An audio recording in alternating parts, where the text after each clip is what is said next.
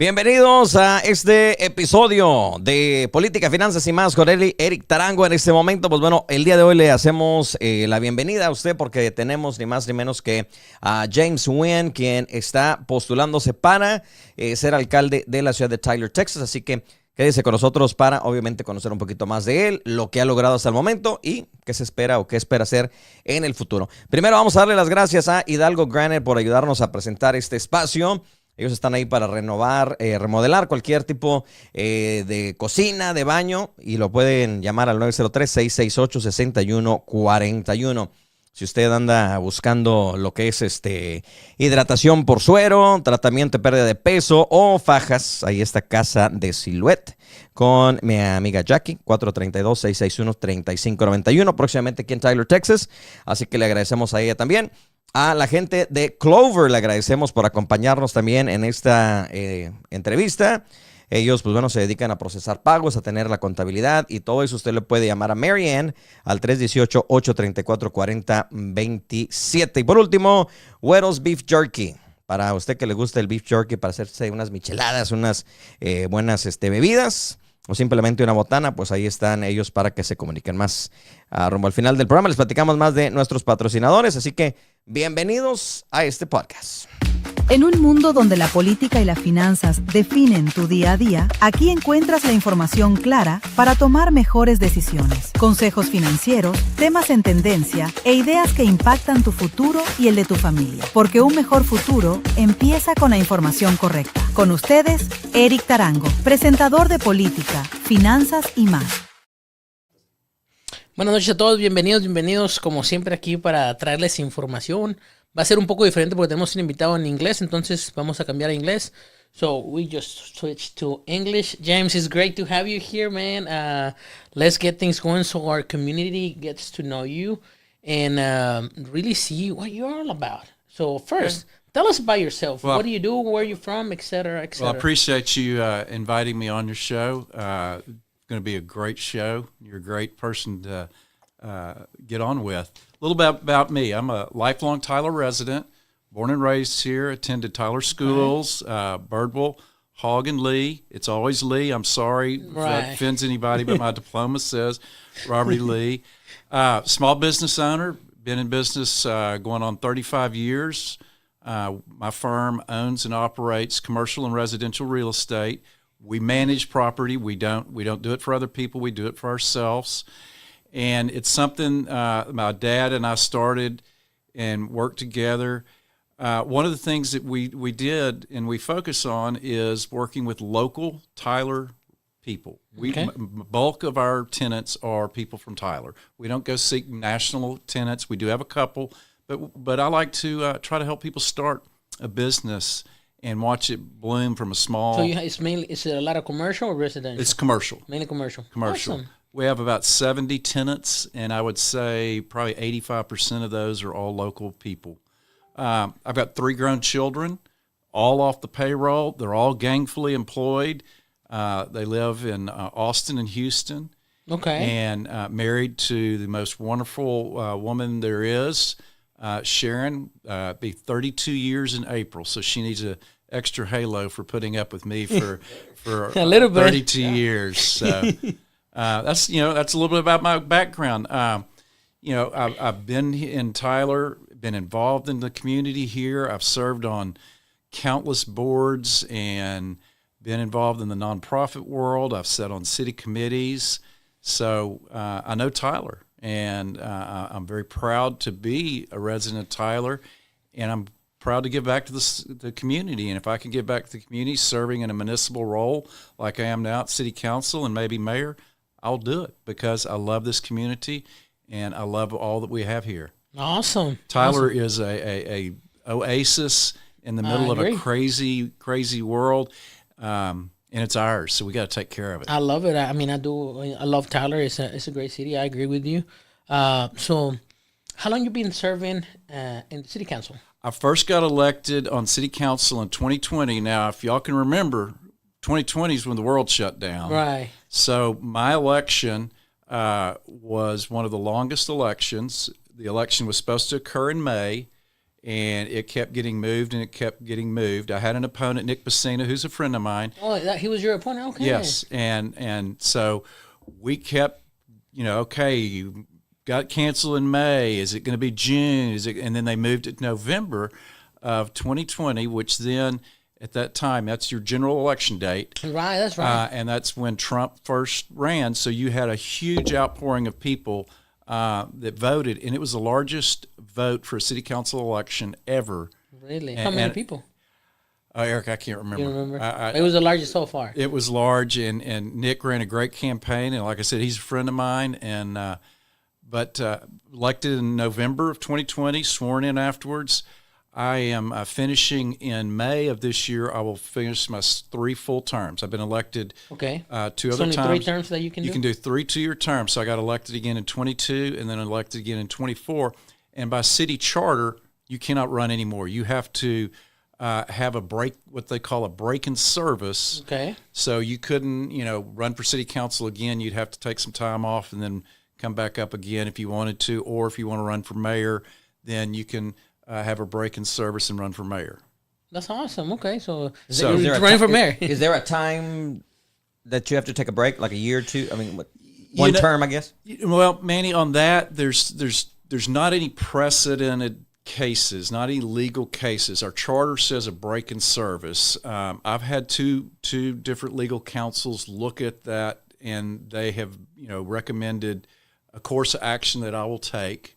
We're still finalizing all that, but in prior, you have had council members resign in February, the end of February, to create a break in service of 2 full months. Now, I'm unique in that, remember, you were elected late, right? I was elected late, so the clock has changed a little bit on my time of service. So we've looked at it, but yes, in past, people have resigned at different times if they wanted to run for mayor. But you always have to have a break in service, even going from city council to mayor.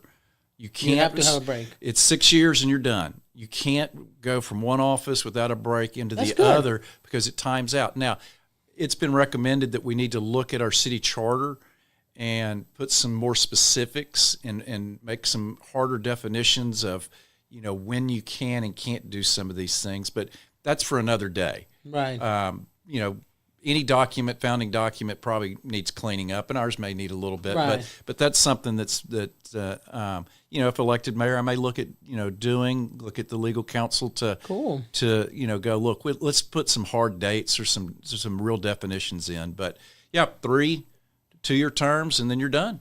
That's good. I believe in terms. I think that's great. I think something that needs to change at the very top myself, but I mean that's another conversation to have. Let's talk about that expensive squirrel. Let's get that out of the way.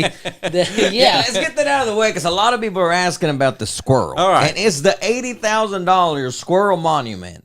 Real. There is Shorty the Squirrel, and Mayor Warren is a huge fan of Shorty the Squirrel, and there's a lot of lore behind Shorty the Squirrel. Shorty was buried on the square. They dug Shorty up, and they moved Shorty off the square while we're doing all the construction. And when we finish the square, there is going to be a monument statue of Shorty the Squirrel. Yes, there will be a statue of Shorty the Squirrel. The cost of that, I don't know that cost, but I do know this. Not one penny of taxpayer money is paying for that squirrel. Mayor Warren has gone out and raised funds privately to take care of all related expenses for Shorty the Squirrel. Okay. So there is no taxpayer money. I imagine if anybody's interested in Shorty the Squirrel and wants to contribute, Mayor Warren would love for them to contribute, but he has assured me, and I know for a fact, there is no public money going for Shorty the Squirrel. It is Mayor Warren, and that's his pet project, one of his many, but he is all over Shorty the Squirrel. And if people have ever come out to any of our events, especially at our park events, we do have a Shorty the Squirrel. We have somebody that dresses up in a costume as Shorty the Squirrel. And let me tell you, the kids love it. They love to see the squirrel. But, that's a Mayor Warren thing. But, It's private money. I'm glad he did that. It's awesome. And I think there's still so many people, James, that do not know the story of why Shorty the squirrel and the sentimental value that downtown has with that squirrel. Yeah, Shorty, and it's interesting. Shorty was a squirrel that lived, and this is lore to a certain extent, but lived on the square that got so domesticated that you could feed him. I mean, you could acorns or other stuff and feed him. And so it was, you could go downtown and see people, here's Shorty, trying to feed the squirrel, trying to get him to come out. And he just became a luminary for the downtown area. And, Mayor Warren wants him to, continue to live in the downtown area. And if it's by some type of statue, again, privately funded, that makes sense. No public funds, then, that's great. What year was this whole actual life of Shorty the Squirrel? Do we know that? Manny, I don't know when Shorty the Squirrel, when all this took place and when he passed away, when they buried him on the square. I don't know all the background. I probably should know that, but, sometimes. Well, if you get elected mayor, we expect you to know all about Shorty. I'll do my homework. There's some things that, other people like or like Shorty the Squirrel. I like Shorty the Squirrel, but I think that some people have talked about that a little too much, and it's more community. It's good for the community to have a luminary like that we can bring out to a park event. We can bring out, but just realize it's privately funded. And I love it. Shorty has become a Parks and Rec mascot, right? Yes, that they use, and the kids love it, Yeah. Okay. Cool. So that clears the whole funds of Shorty the Squirrel. It is there. It will be there, but it was privately funded to be able to have that. Yes. Okay. One thing that I can do that we met once before. We just say hi, but knowing what you do for a living, that I actually like it because you're gonna help manage this. You know how real estate works. You know the price and all of that. So that's the reason I like Nick as well. Nick's is just they understand that, so that's very important in my opinion for the city, for somebody that knows the cost of all those things. So I can appreciate that. Since we're right here, the downtown, let's talk a little bit about downtown. Let's do it. Heart of Tyler, Main Street, one of our community partners with the city. We had our annual meeting a week and a half ago. Downtown revitalization has been in the works for over 20 years. People were at the meeting, were talking about what we're doing now. They were talking about it 20 years ago. They were saying, we need this, to the point where, and I've been around long enough, and I've seen it, when Rick Eltife bought the building, his original building, in 1991, and said he was going to open a bar and a restaurant, we laughed. We said there's no way that would work. Well, he opened it. Mm-hmm. It's been open since 92. Wow. Going strong. Yeah. He added to it and added to it. Now, Rick recently sold his business. The new owners are coming in. They love what he did. They are so supportive of the downtown work that's going on. They want to be involved in it and keep it going. But think about downtown. You really didn't have much happening. Now you do. Mm-hmm. You've got a brand new courthouse coming, which is catalyst for what the city is doing as far as the square, the revitalization, getting rid of curbs and gutters, changing all the roads. All the roads are now going to be not one-way streets anymore. It's two-way, and now that's going to be crazy because people are so used to. You may hear a lot of brakes and horns, but to open the square up where it's really walkable, we got green space. Kids can run around, go to Andy's, go to all of our restaurants downtown. If the community didn't think this was going to work, why would a restaurant like Don Juan's, who's been there forever, why would they expand? I don't know if y'all realize, they just bought the old Jake's building next door. Nice, that's awesome. They are out of space. There's a full-service hotel coming to downtown. Could we ever envision, full-service hotel coming downtown? You have the North Group, who right now is, they finished the Wilcox building that's just up the street from us that are apartments. They're working on what's called the Fair Lindsay building, investing millions of dollars. you take Martin Walker Law Firm. Now, granted, they got displaced by the courthouse because they were right on the square. Right. They took a building and just made it beautiful. So people are investing in the downtown area, and they see that this is going to be a long-term play. Take what Andy Bergfield and Garnet Brookshire are doing with the Plaza Center. Go over there during the day. I mean, there's people milling around there, using the lobby, going to the coffee shops, going to Andy's, going to everywhere. So Tyler's got it going on downtown, and I agree. It's disruptive, yes, and I feel for the businesses, but there are 900 free parking spaces in downtown Tyler between the city's parking garage and the county's garage. There's 900 spaces there, on top of the surface spots at adjacent areas like my church. I go to Christ Episcopal Church. We have 2 parking lots. Well, at night during the weekend, we don't use our parking lot. People use it. When I come down, my wife and I come down, if we can sneak downtown and get some Andes or go to a restaurant, we park there and walk the 50 yards. Mm-hmm. I mean, we all could use some walking, right? A little exercise. So it's going to be beautiful when it's done. My brother-in-law, my wife's brother, was in town today for a funeral, and he hadn't been in Tyler, hadn't seen anything, so we came downtown and walked around a little bit, and he blew his mind. And he's from Dallas, and he's like, y'all are going to have such great open green space, these buildings, everything. I mean, I love this, and I'd love to see Dallas do something like this. This adaptive reuse of these buildings. I mean, y'all's office building, if y'all can envision what it was 10 years ago, right, and what y'all have done, what's been done in this building, that's adaptive reuse, which East Texas Brewing across the street started out a little bitty spot. Look how much it's grown. Right. So people are buying into the downtown, and I think it is going to be transformational in our lifetime when we're done. It's growing a lot, absolutely. And I mean, like I said earlier, I love Tyler, and it's great, endless possibilities, because we're in between everything. Houston, Shreveport, Dallas. So, I mean, we're the big city compared to everything surrounding us, besides the big metro area. So well, it's awesome. Tyler is big. Right. We're up, say 110,000, but right, every day when people come to Tyler, we grow to about 225,000 people. Right. Wow. And it's medical driven, business driven, and we have a little bit of traffic. Mm-hmm. In the morning. 7:30 to 8:39, that's peak traffic. You go to any city, you're going to have traffic, especially people coming in.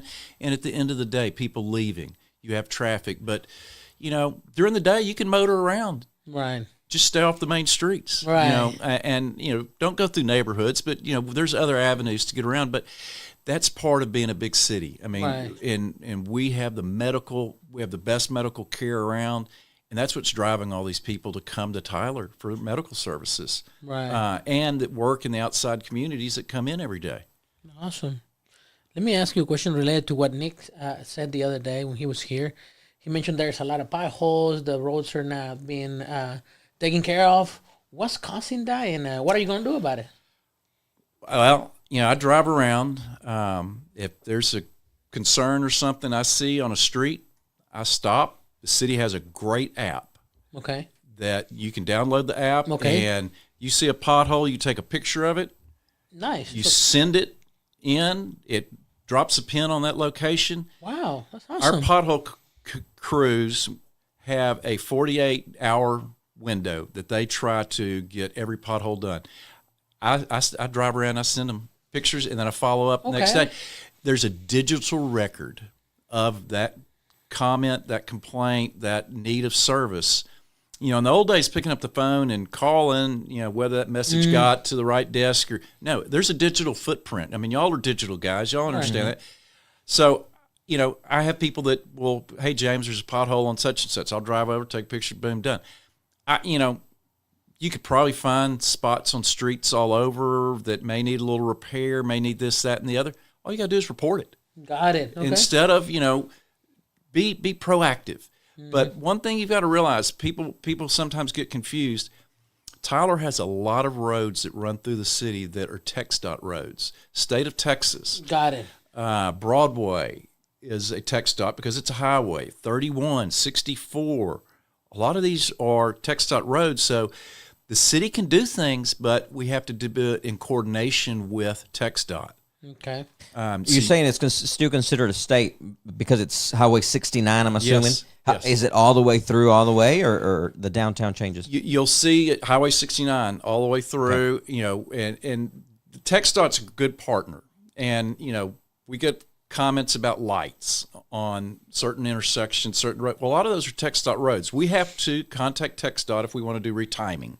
Mm-hmm. We can retime the lights, but we just have to let them know because it's their road. Right. They're the ones that have to maintain it.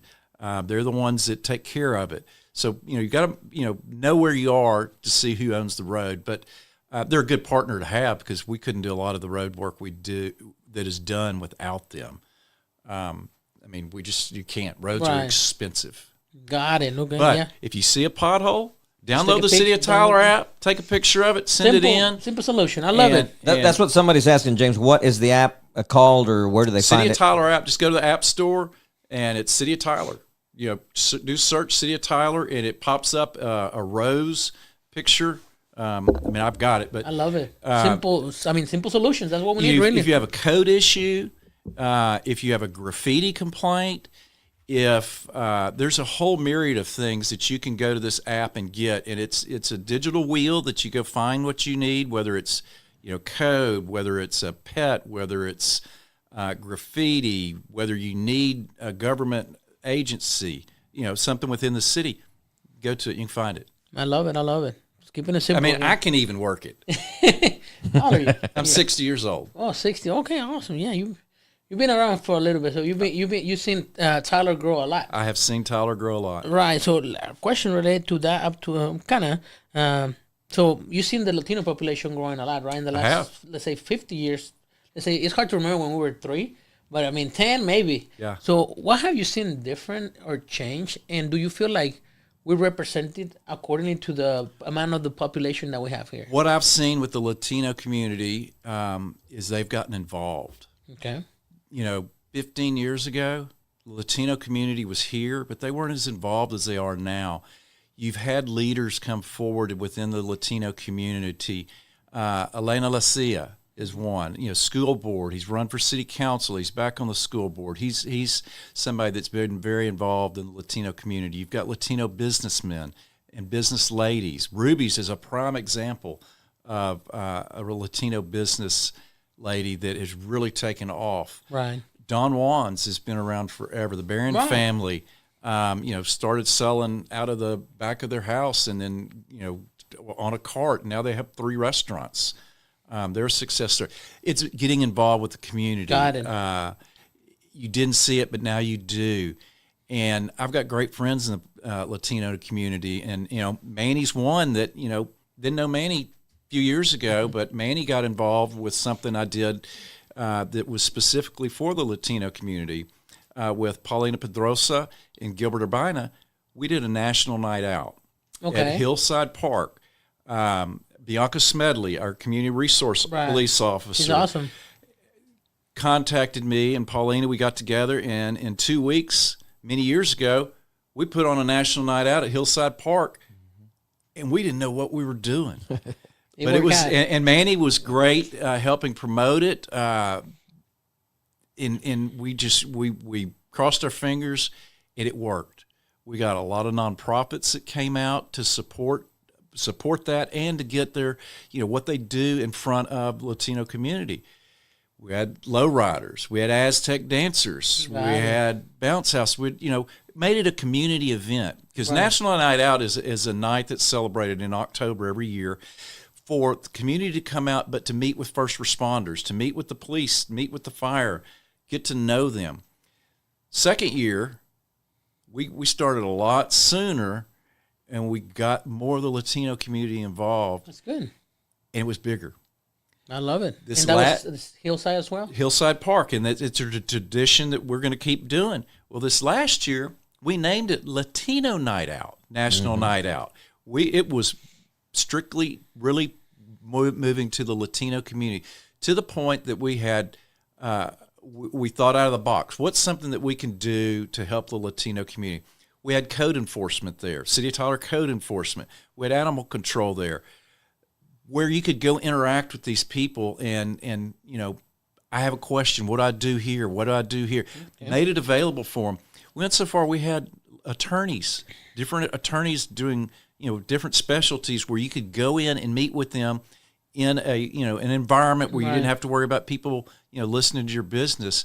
We were trying to figure out ways that we could help engage the Latino community and get them out, but also still have the nonprofits. We had PATH, we had Net Health, we had businesses that came and just let people show their merchandise, tell what they do. And it was the largest national night out event in Tyler. So much so that the national night out that had gone on for years at the municipal court building, which is just north of where we are right now, they didn't host theirs. They came and joined us because they knew where it was happening. That's awesome. And we had it going on. And, we'll start early. Whether I'm elected mayor or not, I'll still be involved and help. The gentleman that will represent this area, Clint Childs, I've already talked to him. He's already met with Paulina. And I go, Clint, this is something you got to carry forward. This community wants this, and they love it. To me, it's a great opportunity because it's mainly the community getting to know law enforcement. And I think it's in our community, it's an issue. We don't trust the cops, law enforcement, and for different reasons, obviously. Right. But it's great. Again, I went to my first one. I think I went to one 2 years ago, the one in Hillside, and then I went to the one in Jacksonville since we opened an office recently over there, and it's great. We need to do that, and it's so many people that and it's being driven by the Latino community. I mean, I'm working with two wonderful ladies. One's a police officer, and one is very active in the community, Paulina and Bianca, and they're the ones that are driving this, and they're the ones that are going out and asking the Latino community to get involved, and it's been successful, and it's great, and like I said, we're going to continue doing it. I love it. And if we outgrow Hillside Park, we'll have to find something bigger place to have it. Burfield's bigger, isn't it? Yeah. Well, Burfield's bigger, but it's more cut up. You got Hillside; it's just kind of a flat area. If we have to, we can go over to the soccer field across the street. That's right. Yeah. Shut some streets down or something. And the other beauty is it gets people to Hillside Park. We have one of the. It was a great idea many years ago. We have the art mural wall, where artists, they get selected, but they come and they get concrete panels. Highland Dairy was, the sponsor behind that. Great partner. And again, that's a business. It's on East Irwin. Just spent $90 million upgrading their facilities, adding to. They didn't have to. They could have moved that elsewhere, but they chose Tyler because they love the community and they love giving back. But they built what's called the art wall. And so artists can go, they get selected, and they get a panel, concrete panel, and they put their art up. And it's there, and then it's, after, I think, 3 years, and then we rotate them. But here's an interesting thing. I was always worried that the graffiti people would go put graffiti on that. Yeah. You know what? They respect a fellow artist. That's awesome. They don't touch the side that you see. There is graffiti on the backside you don't see, but they respect a fellow artist. That's good. I love it. I think that's neat, and for them to do that. I love it.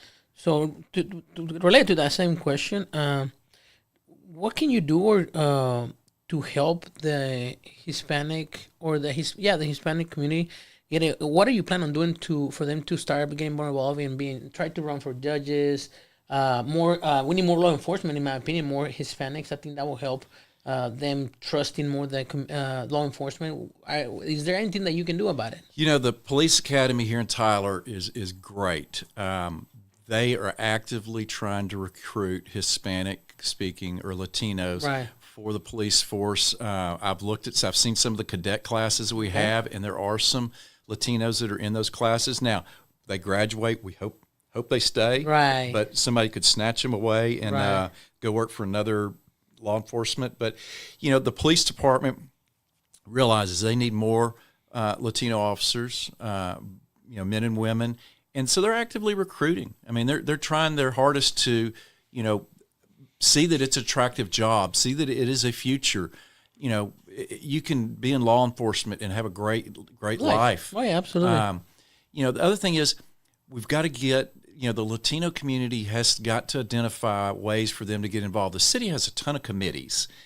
Nonprofits have a ton of committees that you can get involved, but you got to want to get involved. Right. Every year, starting in June, we will start, the city will start on the airwaves. We have all these committee openings. We need people. Please sign up for a committee.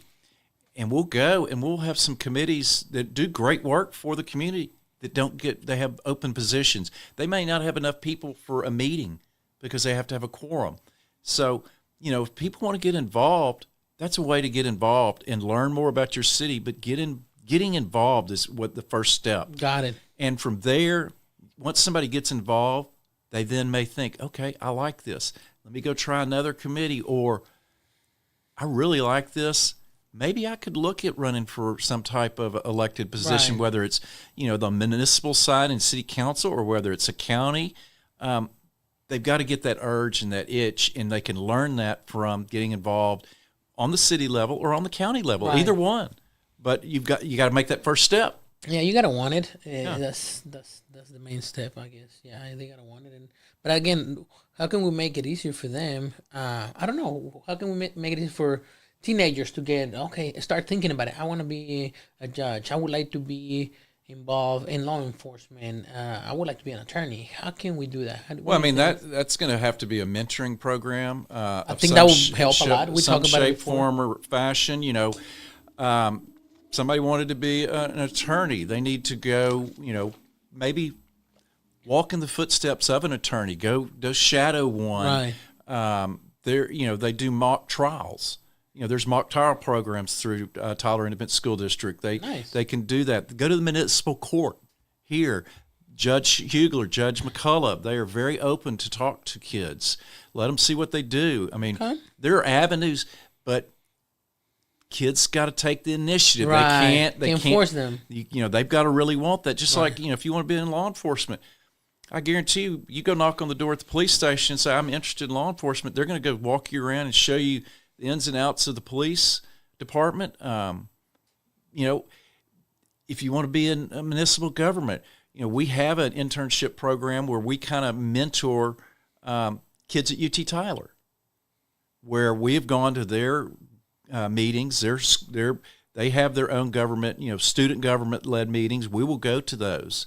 They will come to the city council meetings. They'll interact with us afterwards, ask questions to see, how things work. So the kids have to take the initiative. At some point in time, mom and dad can't always hold their hands. They've got to kind of nudge them in that direction. Right. Let them believe. If they're curious about something, guide them. Bring them into, talk to the police department. Talk to the judges. The judge, like you said, attorneys. I'm sure there's attorneys that are willing to let them shadow them. I'm a prime example. I had no interest in politics. What happened? It hadn't been a lifelong dream of mine. It hadn't been something that I've been talking about since I was little, that I wanted to be on city council. I wanted to be mayor, or I wanted to, go in politics. I was asked, years ago when I was younger, would I consider municipal politics? And at the time, I went home, told my wife, some community guys came by and said, hey, James, you think about running for city council or get more involved in maybe a county position? And so my wife and I talked about it, and she goes, James, we have 3 kids. We have 3 little kids at the time. Well, not little, but and anybody that's got kids that are, middle school age, high school and lower schools kids, what are y'all doing? You're parenting by committee, because one you're running this way, the other's running that way. You've got a football game, you got a recital, whatever. So I made a decision then, and it was a family decision. We were growing our family, growing our businesses. That's not time for me. My time right then was for my family. If I wanted to coach my boys in baseball, if I wanted to coach my daughter in basketball, I couldn't do that and be in municipal politics. Right. Gone on weekends, gone at night for doing stuff with the city.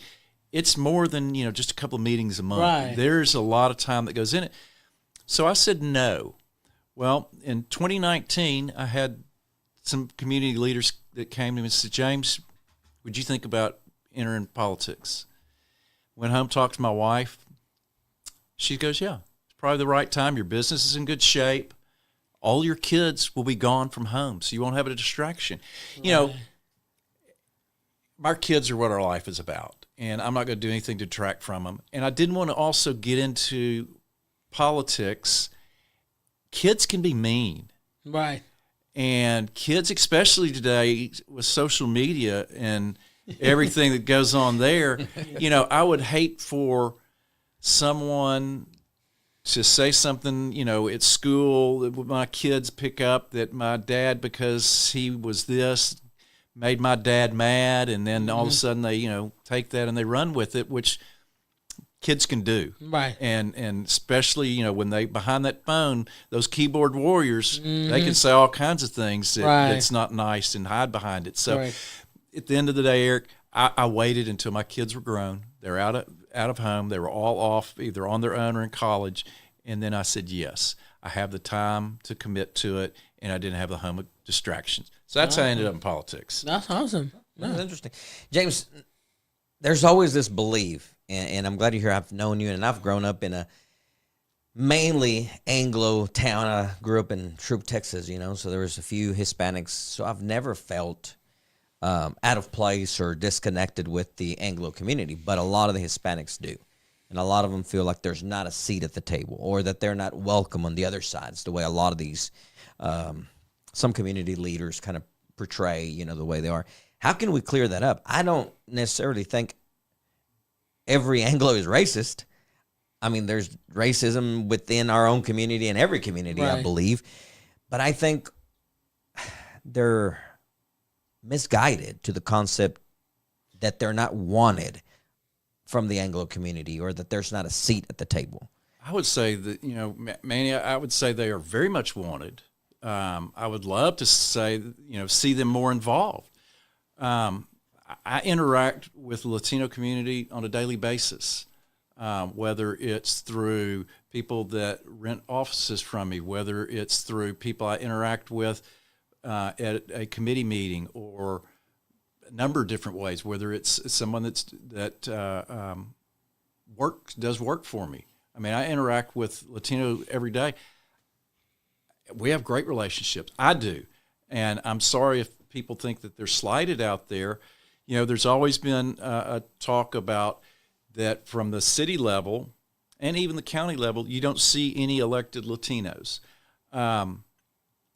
Nick Pacina, who I said, friend of mine, Nick ran for the seat that I'm sitting in. We had a very contested race, very close race, and I prevailed. And I told Nick, I said, Nick, stay involved. I mentioned Elena Lacia. Elena, nobody thought he could get elected to school board. He did. He ran again for school board against a sitting president of Tyler Independent School District. He won. That shocked everybody. There is a way. You have to go hustle. That's all it is. Yeah, it's a lot of work. But I've been asked, how can we get a Latino elected to city council? One, you have to go find a candidate. You have to find someone that it can go meet with people in the community, that can be visible, that has done some committee work, that understands the intertwines of the city. You have to find that person. If you look at what's called a heat map, and it's a map that shows the city of Tyler, and it shows population, the Hispanic is not all right here. It is this heat map. You see pockets of Latino community all over the city, so they live in all different parts. People have always said, well, why didn't the city make a council district that is for the Latino community? It's not focused in one area. I mean, the Latino community lives all over Tyler, so it'd be really hard to focus one area. Right. No, absolutely. I agree. And like Manuel said earlier, he never felt that he was out of place. And I think I don't need somebody to be Hispanic to represent me. We have to have similar values and principles, But I think it's just lack of knowledge, and really, go make friends. Go meet Caucasian people. Go. I mean, if you feel that way, guys, go meet. Go make new friends. I mean, for someone that I'm elected and I represent City Council District 4, which is roughly 14,000 residents. I am as approachable as anybody out there. My information is everywhere as far as how to reach out and get in touch with me. I meet with people all the time, not just in District 4, all over the community that have questions or concerns, and they know that I'm responsive. And so, it can be as simple as a gentleman contacted me that lives in an apartment area that has a bunch of older people that live there. And he goes, "You don't know me, but somebody at church said you're a good guy." and he goes, "Hey, sleep is something when you're older you really need. Can you help me have the guy that picks up the dumpster come not at 5:30 in the morning, come at 8?" I was like, okay, I've never had that question asked. Boom, I went and talked to Leroy Sparrow, who's head of solid waste, and his folks down there changed the pickup route. Really? Now those people don't get, a big dumpster and trash truck banging them at 5:30 in the morning. Simple little things like that. But that all I'm trying to say is you have to be approachable. Somebody's going to have to, be willing to, one, come up and say hi to me or ask a question. But also, I've got to be approachable. I can't be, the bad guy. I'm not. But people have to realize that they can come up and talk to me. Talk to other council people. We're all human beings. We're all emotional individuals. But, you have to have that DNA in you that makes you approachable. And I feel like I have. Was it kind of, did I feel out of place trying to put on a National Night Out Latino? No, I didn't. Because I get along with the community. I was working with some great people. It was easy.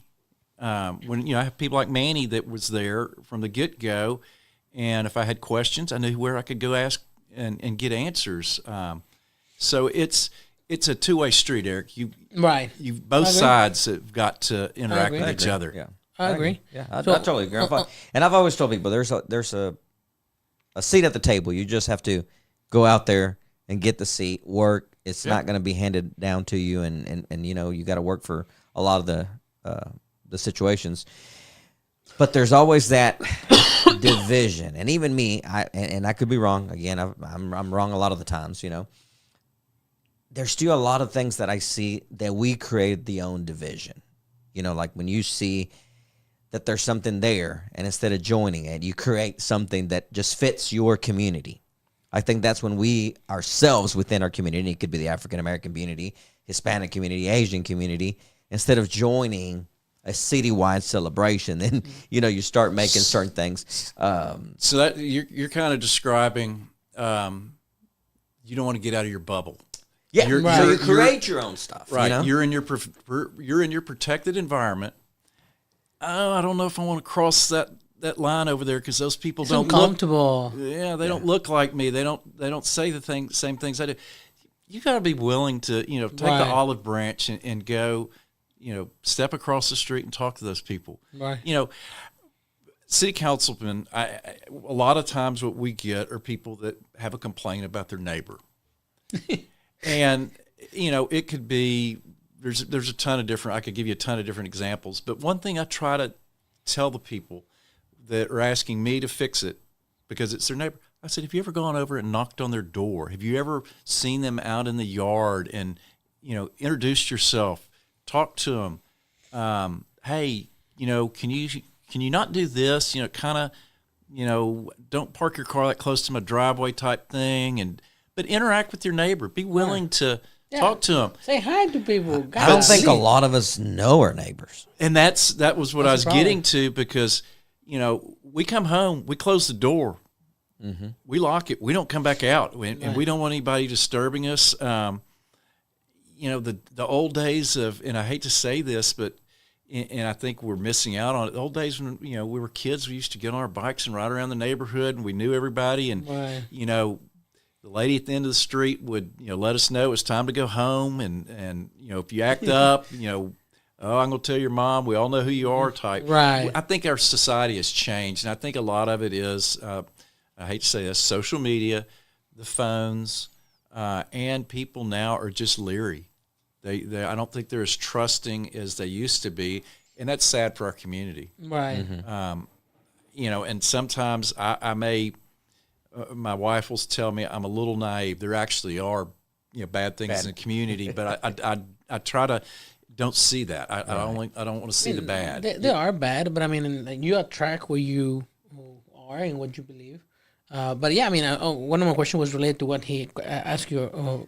Before you ask the question, I'll tell you a quick story. When my wife and I moved back to my hometown of true America, I remember that I went to the store, and she was not home, so, I leave, and I just go to Brookshire's. It's right down the road, right? That's all we have is Brookshire's.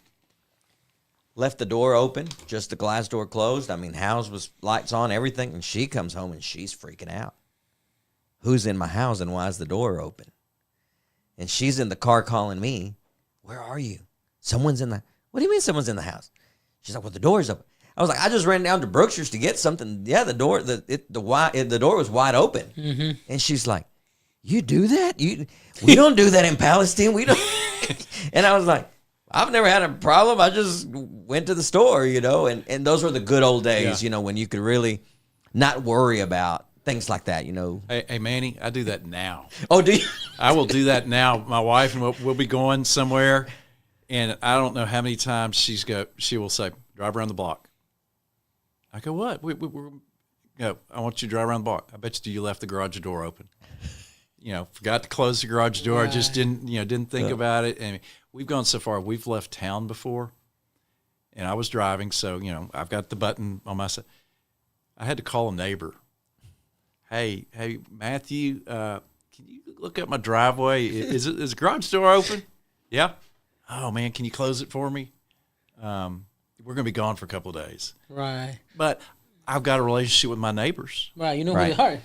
that I can, and they know that they can, They trust you. You trust them, and something. Hey, they want to look up for your. We look out for each other absolutely. and know what's going on. So that's kind of what's missing is our interaction with our neighbors that we can ask them to do different things. I live in the Azalea district. My wife and I walk almost, every night we walk, and we'll see the same people at night walking. And, hey, how are y'all doing tonight? I think that's what's kind of in some areas is missing is that interaction with our neighbors. Got it.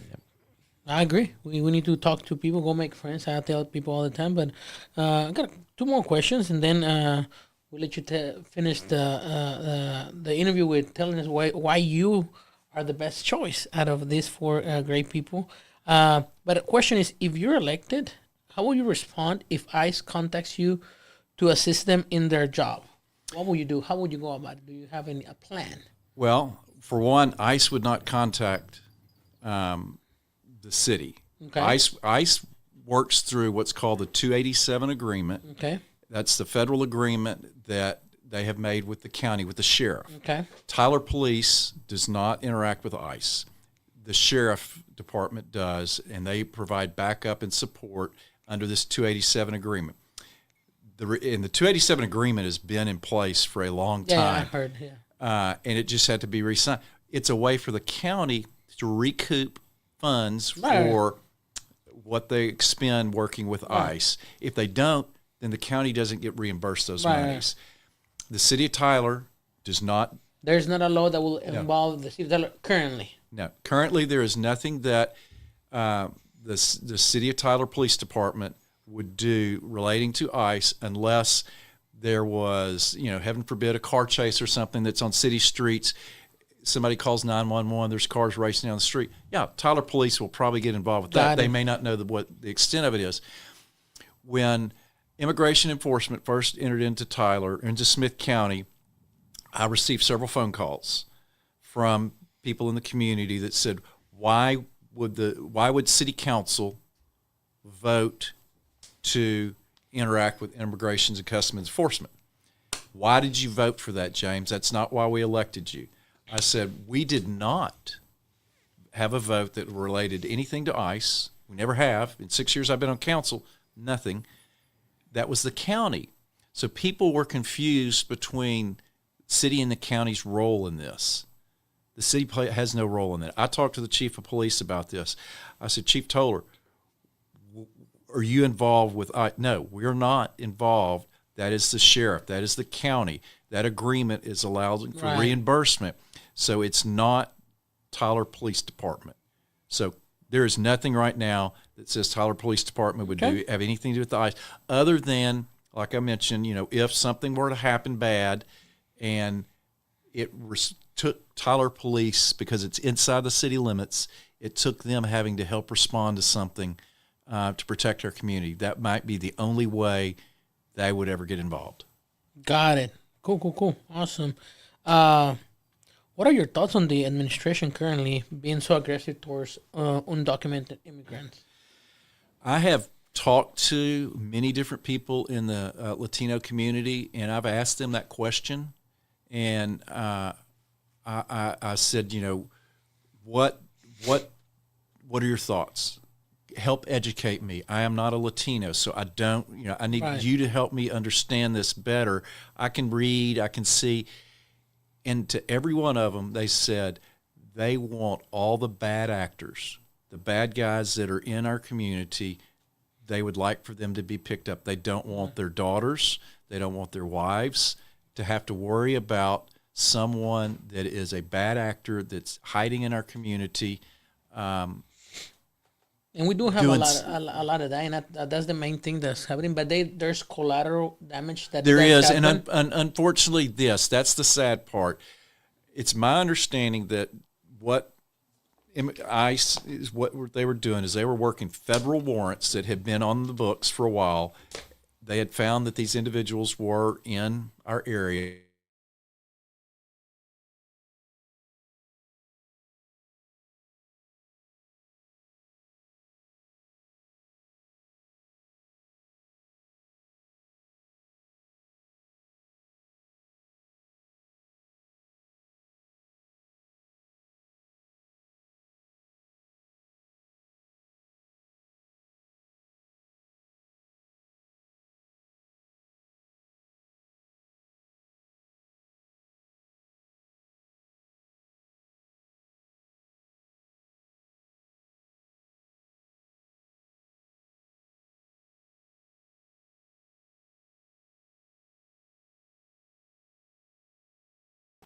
You're only going to cause yourself problems if you get yourself in a bad situation. Right. I think that's what we need to do. And even the Invasora has a commercial all through the day. Hey, don't do anything.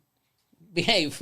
Well, behave, guys. Yeah, I mean, it's just like you're only going to get pulled over if you do something that is not appropriate or illegal. You do something. If I go speeding down the street and am very blatant about that, chances are I'm going to get pulled over. Right. Well, don't put yourself in a bad situation. Don't put yourself in a situation where you don't need to be. That's not the answer to all answers, but just watch where you are.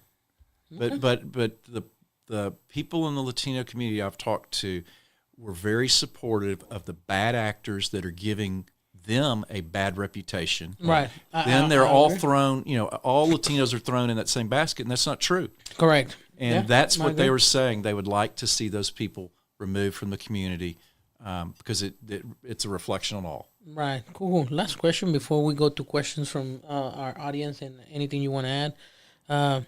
Again, I don't know anything about you, and I'm going to ask everybody the same questions, including Stuart. What are your values? Are you more Democrat, Republican? Where are you at when it comes to that? I would say I'm more Republican. Okay. But city council is nonpartisan. Right. We don't have a R or D or an I next to us. But I would say my upbringing and my business and everything, I'm conservative minded. Okay. As a small business owner, you tend to be more of a conservative. So I would say I'm conservative. Okay. Cool. Awesome. Yeah, I mean, it's hard not to be conservative as a business owner. You want grow your business, and the only way to do it is with those kind of values. Awesome. Manu, any questions? Anything people want to add related to? Let me go back and see a couple of questions. See if Says, could you ask James if he has a plan for teens that are suffering from drug addictions and mental health? We are seeing many kids that are going through so much in their life, and they are having to rely on drugs because there's a lack of programs that could help our children with these issues. Is that something you as a mayor of the city could do something? That's a tough question. One, where are the teens getting the drugs? How are they getting the drugs? How are they paying for them? A lot of the ills in our community and in communities abroad now, I think, start at home. I think that the parents have to go back to parenting. I agree. The parents need to be involved with their children in their lives, and look for telltale signs of your daughter, your son. Are they acting the same way as they used to? They started running around with a different crowd. I mean, you can pick up signs that may show that something's going wrong. But I think also another thing, we're too quick to medicate our children. Yeah, I agree. I mean, Too quick.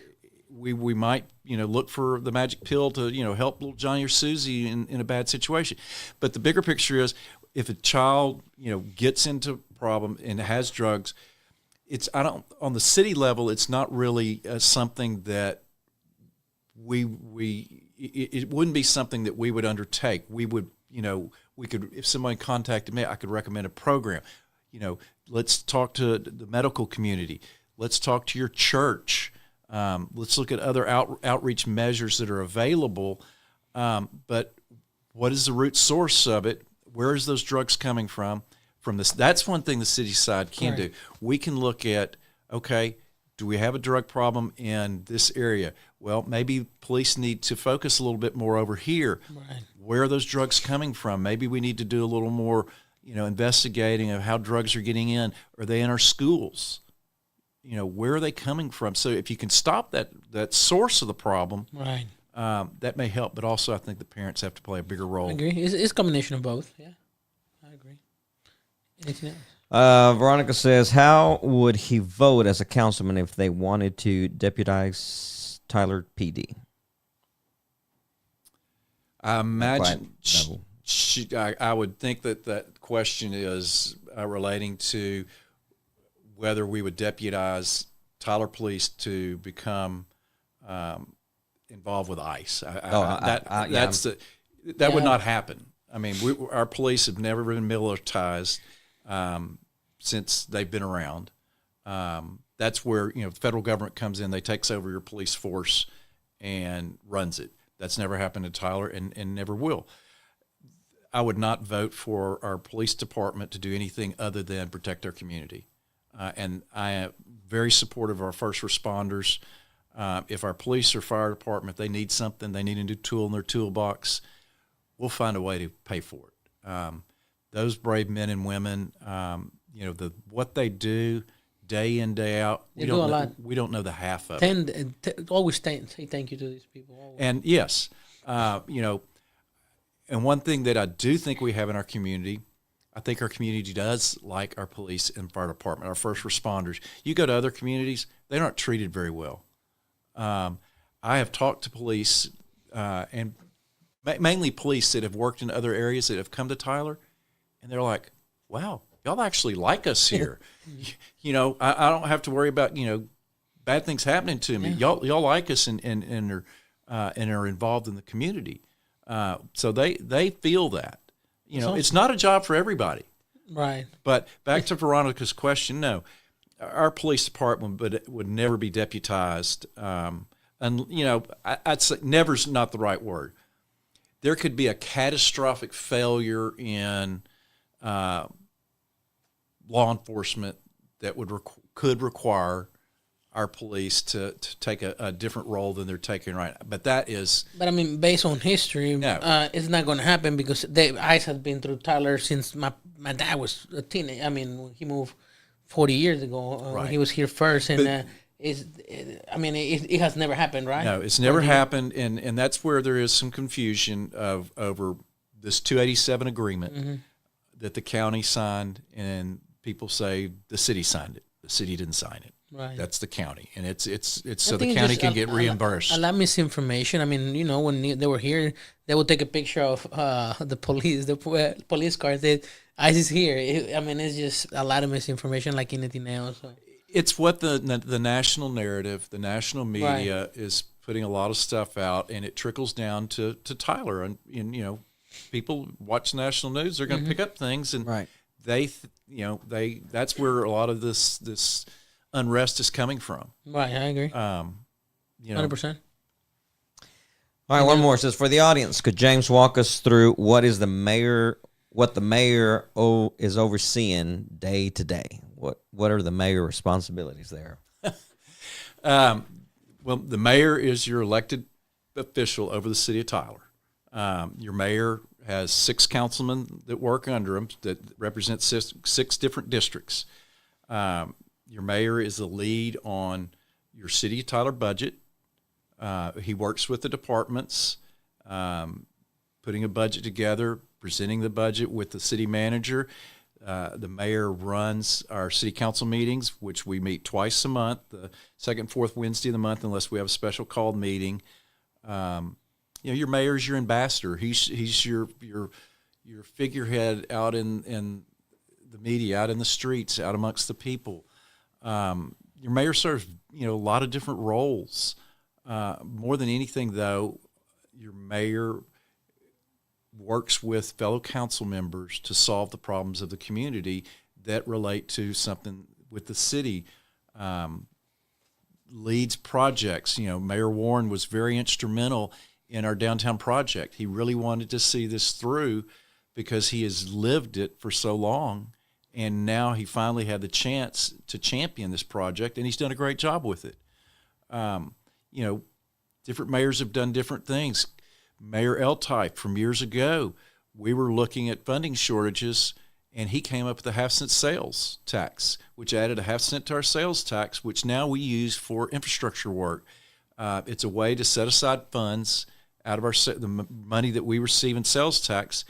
It goes over in a bucket, this just as an example over here, that we use to fund projects that our regular budget can't handle. So, mayors get creative, and that was something that Mayor L-Type did. So, some mayors think outside the box to try to figure out ways to get things to work in the community, to better the community.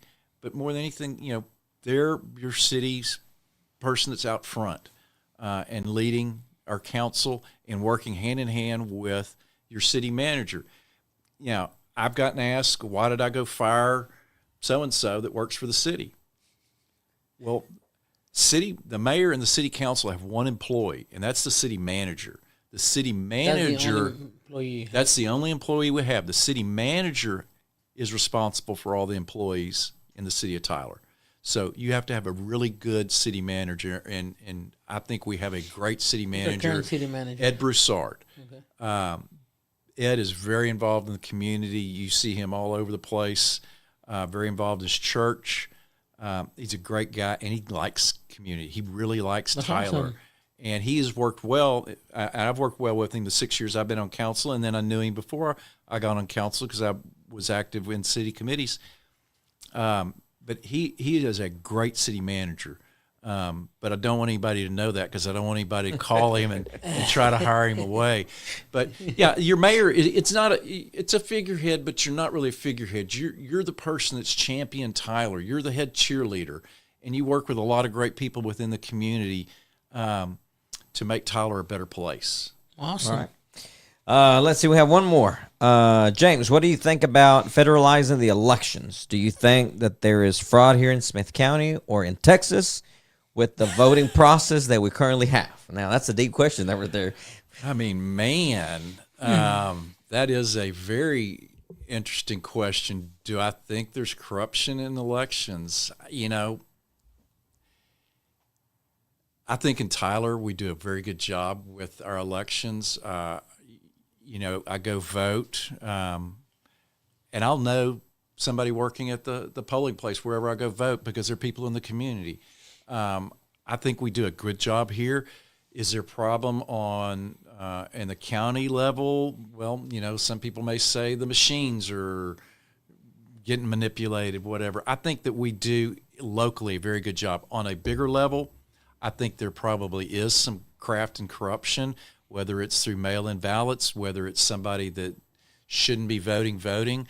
I mean, right now on the national level, and I hate to ever take us there, but they're debating what's called the SAVE Act right now, which is requiring a voter ID to vote.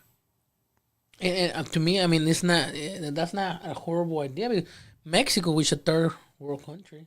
They have it. We are the only modernized country that doesn't require identification it should to should vote. be a requirement. I mean, think about it. And I'm not, saying this is what we should do, but just when people have this discussion, I go, tell me one thing that you can't do if you don't have a driver's license. You can't open a bank account, can't buy a car, can't get on an airplane, can't cash a check. Right. But you can go vote. That's crazy. That's interesting. I mean, I can't I'm open not- a utility. I'm not a citizen, so you can go vote without having your driver license. Yeah. That's insane. So what do you present? There are a list of documents that you can take with you that, if once they check them, can allow you to vote. What are And, the? You don't know. I'd have to. I mean, passports one. Okay. Some state issued ID. Don't know the. So I think it will be a great. I think it will be a great idea. But that's that right there. Solves any. If people think there's corruption in elections, I think that solves that's it. the Now, solution. I agree. is that the answer? I don't know if that's the answer, but that's what Congress is debating right now. But I think down in Smith County, I think where we are here, I think that we do a good job of the oversight in our elections. Is anything perfect? I can't say that. Nothing's perfect. I don't think so. But I mean, like you said, I think they do a great job. But when people argue that about voting and having to show an ID, I mean, I don't have a problem showing my ID to vote. Right. But I can't think of anything that you go do. I can't set up a TXU account for electricity without providing a driver's license. So, I don't know. I don't understand. I think we should. I mean, it would be a good idea. But that's getting way deep. That's a national issue. Right. But that's what's going on the national issue right now. But no, I think we're in good shape here. Awesome. All right, from Jeremy Flowers says 45% of Tylerites rent. The median monthly rent is $1,200, which is not affordable. How do you bring down the rent cost, or can you? An elected official, a mayor, a city councilman, doesn't have any. We're not rent-controlled community. A private property owner, which Texas is a very strong private property state, they set the rent for what they want to charge, what they need to charge for the property to cover their expenses, and if that's their business, earn money. There was a survey that just came out that Tyler is actually less. The rents in Tyler are 8% under market on the statewide average. There was an article in the Tyler paper a couple of weeks ago that said that. Rents are high, but there's a cost associated for that property owner, and they've got to be able to. They got to maintain it. Yeah. You don't want a bunch of. I mean, you could probably not charge as much, but you wouldn't be able to keep the property up as well. You may get some. You get what you pay for, really. Right? But yeah, I mean, rent's tough. And I've had that question asked me multiple times, and an elected mayor, elected city councilman, we don't have any control over the rent. That's your landlord. That's whoever you're renting from. The group that just redid the Wilcox building, they charge what they need to cover whatever their expense, or any of the downtown lofts or any of the apartment houses, Right. apartment complex house.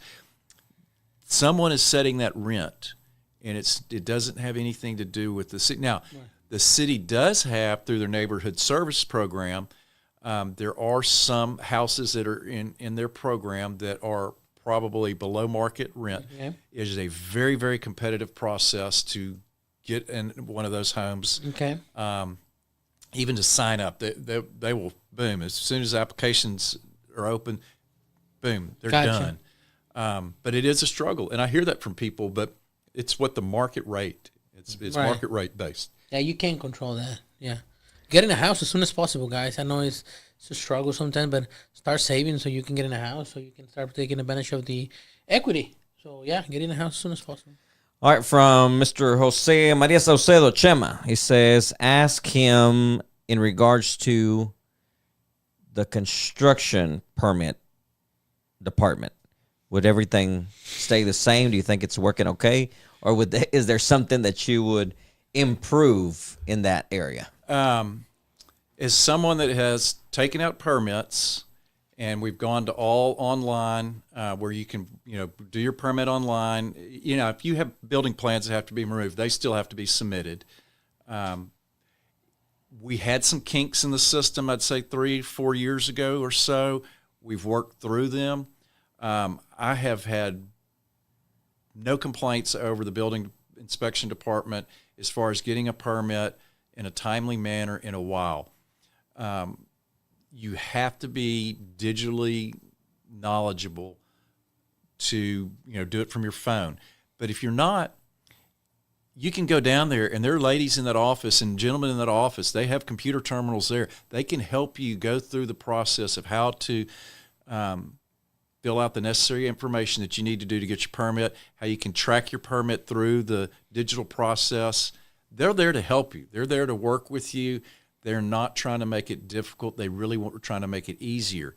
It goes back to, when we did this last National Night Out, we had people there that can help you, talk to you about going through the permit process, because there had been some confusion there. What do I need a permit for? Why do I need a permit?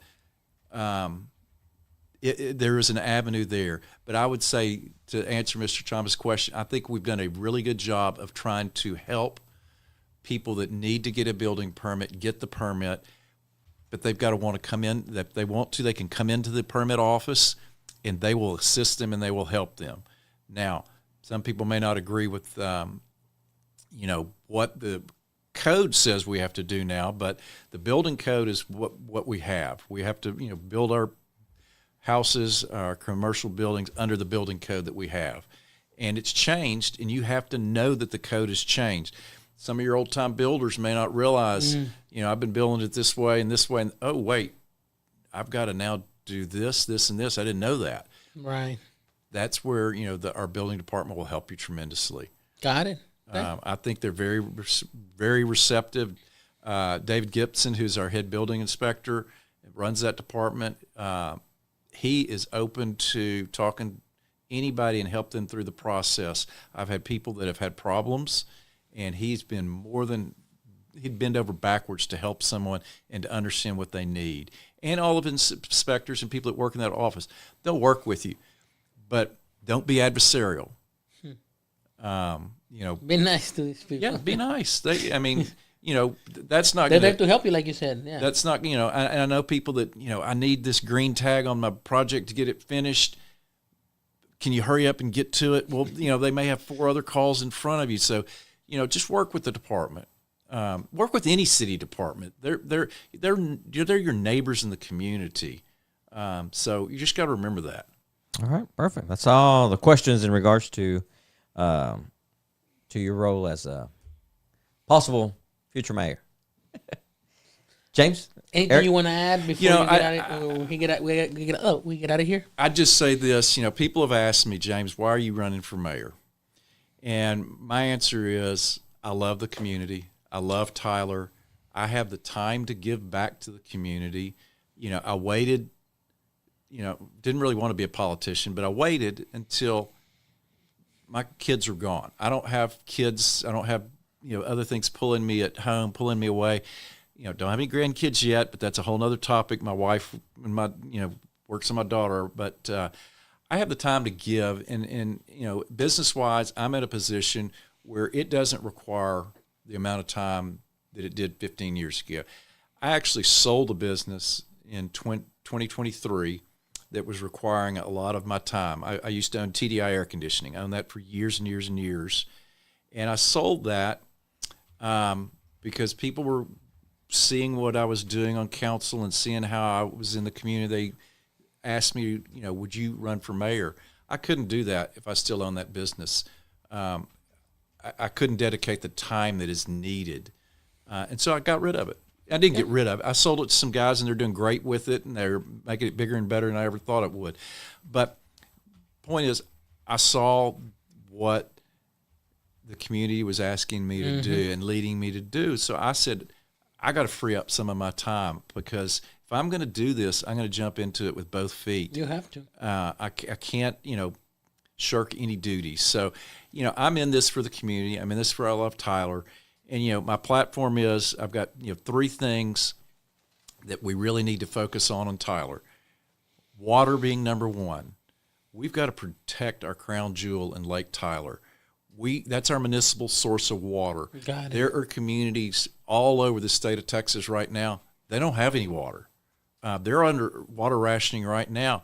You have the big communities coming in trying to pull water out of wherever they can get it. Lake Tyler is the city of Tylers. That's our water source. Now, we can pull water out of Lake Palestine, and we do have to pull water out of there. But we're not going. I wouldn't let anybody put their straw in Lake Tyler. Infrastructure. We've got to continue to make upgrades to our infrastructure, our wastewater and water lines, pipes. We have 750 miles of pipes running underneath the streets of Tyler, carrying that water to and from our plants. We need to upgrade the pipes. We got 100-plus-year-old pipe. I mean, we just dug up some right over here on Elm Street.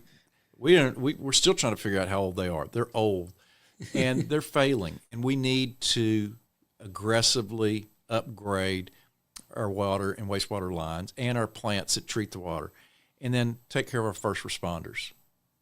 Support our police and fire. Make sure they have the tools they need. Support them in the community. If you have water in your community and you're able to treat it going both ways, and you have a good police and fire department, you're a very welcoming community. From there, you can just only prosper and grow. Cool. Awesome. Thank you for for being here.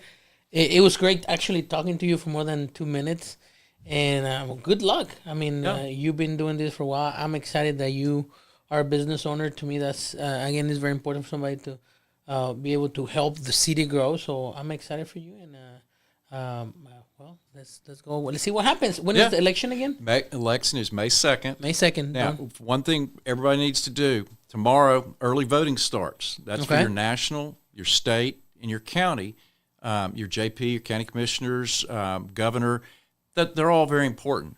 Right. So this is the March primary. So you have your Republican and your Democratic primaries. And so early voting starts tomorrow. So everybody needs to go early vote. That election is March 3rd, but it's very important. You have a voice and you have a vote, use it. Please do that. Yeah, absolutely. That's right. Vote counts. Yes. All right, James, Erik, anything else you'd like to add? No, once again, thank y'all. I've enjoyed this. Glad we finally got it. We made it happen. Yeah. Finally, yes. Yeah. So Thank you. Finally, we got the time right. yes. Yes. All right, thank you all. Erik, thank you very much. Well, remember, your vote counts. Tomorrow are for the other elections precinct. What else is running tomorrow, James? You have your county commissioners. You have one county commissioner race. You have your JP races that are local. You have several contested JP races. None of our judges have opponents. Your Clay White, Robert Wilson, those guys, none of them have opponents. But then you have some state house races that affect Tyler, that those candidates come down into Smith County. But then you have your governor, your lieutenant governor. Then you have your U.S. senator. You have those races. So go to the Smith County election website, and you can see all the races there. They have everything listed. They have the polling places where you can early vote, detailed instructions on what you need to take to vote. So Smith County has a great website. Go look at it. I'll have a social media post tomorrow that has all that information on it. But use your voice and vote, because the end of the day, you could go complain. If you didn't vote, you had a way to express yourself. That's right. All right, well, get out there and vote. Make the right decision for you, your family, and you decide who to vote for. All right, thanks, James. Thanks, Erik. And thanks to everyone else tuning in tonight.